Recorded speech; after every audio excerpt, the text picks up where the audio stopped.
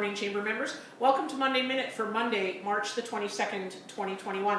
We're excited to, of course, heard last week that the province has moved into phase 2 of their vaccination rollout. It's very exciting news for many of us who have family or children in care that require vaccinations to be able to get moving again. But the exciting part that we wanted to talk about related to the workplace is the special vaccination leave that was introduced by the province.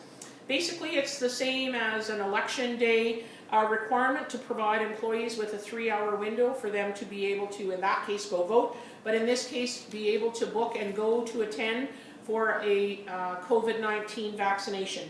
So workers are entitled to 3 consecutive hours of leave for the vaccination. They're entitled to more if the employer determines that there's special circumstances, and workers will not lose pay or benefits as a result of getting a COVID vaccination. It is only specifically for COVID vaccination, and you can see those updates in the occupational health and safety regulations for the province.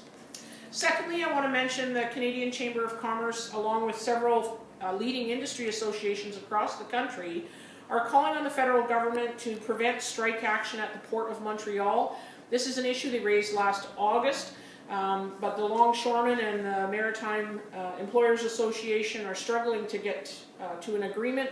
But we know that the fragile supply chains are critical for the recovery in the Canadian economy.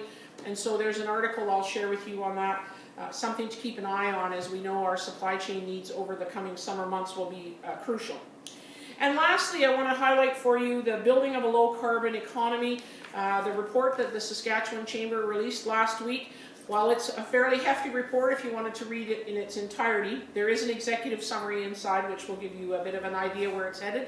They've interviewed industry, interviewed industry experts. They have recommendations as well, and they're talking about what it would take for Saskatchewan to get into the low-carbon economy, the costs, what would be involved. So it's certainly an in-depth report. I would encourage you at least to read the executive summary and see where we head in the province on that issue. Anyway, I wish you a great week in business, and I hope you have a wonderful, almost last week of March. Take care, and we'll see you soon.